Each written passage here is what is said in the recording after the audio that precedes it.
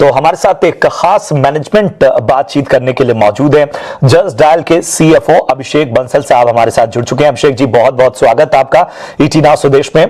Company के जो आंकड़े हैं उसने दूसरी तिमाही के लिए एनालिस्ट के अनुमान को तो पीछे छोड़ दिया, ये हम देख रहे हैं, और लगभग 15% मार्जिन के निशान को भी टच किया है। क्या हम आने वाले समय में मार्जिन में बढ़ोतरी देखेंगे, क्योंकि B2B सेगमेंट में सेल्स हायरिंग भी आपके यहां हुई है?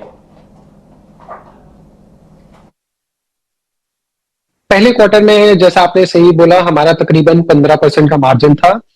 कोविड के पहले हम लोग 25% के ऊपर मार्जिन करते थे। तो अभी जो हमारा कलेक्शंस में ग्रोथ आ रहा है, पिछले साल 44% ग्रोथ था, पहले क्वार्टर में तकरीबन 28% ग्रोथ था, और हमने कुछ कॉस्ट कंट्रोल के भी मेजर्स लिए हैं जिसका पूरा इम्पैक्ट सेकेंड हाफ इस फिस्कल में आना चाहिए। तो ये जो 15% का मार्जिन है, हम मानते हैं कि ये आने वाले क्वार्टर्स में सीक्वेंशियली बढ़ना चाहिए। अभिषेक जी, हमने देखा कि इस बार आपके नतीजों में टॉप लाइन यानी कि आय में काफी धीमी ग्रोथ नजर आई, मामूली 6% की। इसके पीछे की वजह आप समझ रहे हैं कि बढ़े हुए ब्याज दर और महंगाई कहीं ना कहीं बिजनेस सेंटिमेंट को कमजोर कर रही थी, लेकिन अभी ओवरऑल अगर सिचुएशन देखें तो क्या अब वो चिंता कहीं ना कहीं कम हो रही है? और अभी फिलहाल आप ग्राहकों के बीच डिमांड कैसी देख रहे हैं और आने वाले समय में कलेक्शंस कैसे नजर आ रहे हैं आपको? रेवेन्यू 6% क्वार्टर ग्रो की है, जो कि काफी अच्छा है। और ट्रैफिक जो कि हमारे रेवेन्यू को लीड करता है, ट्रैफिक में हमारे पास 17 करोड़ यूजर्स थे पिछले क्वार्टर में, जो कि तकरीबन 16% ईयर ऑन ईयर ग्रो किया। मोबाइल ट्रैफिक 18% ग्रो किया। और अच्छी बात यह है कि इस पर्टिकुलर ट्रैफिक में ज्यादा कंट्रीब्यूशन ऑर्गेनिक ट्रैफिक का था, मतलब कि बहुत ही कम एडवर्टाइजिंग के साथ ये ट्रैफिक प्लेटफॉर्म पे आया है और ग्रो किया है।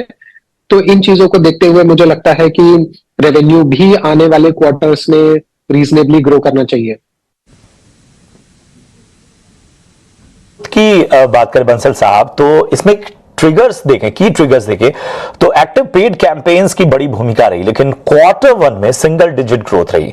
क्या average realisation pre covid level को पार कर गया है?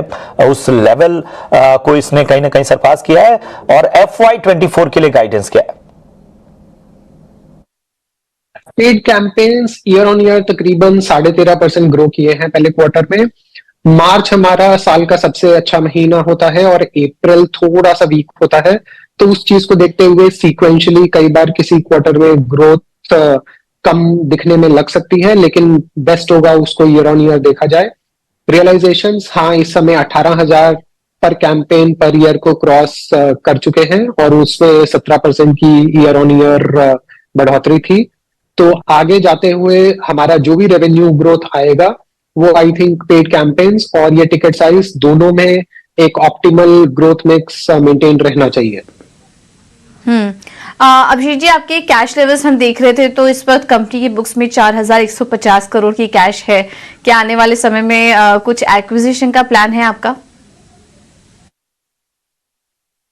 हमारे पास इस समय बैलेंस शीट पे 4,160 करोड़ के आसपास कैश है, जो कि इस समय तकरीबन प्री टैक्स 7.25% हमें अर्न करके देता है। ये कैश फ्यूचर में किसी ऑर्गेनिक या इनऑर्गेनिक अपॉर्चुनिटी के लिए हो सकता है, लेकिन कोई इनऑर्गेनिक अपॉर्चुनिटी इस समय हम इवैल्यूएट नहीं कर रहे हैं।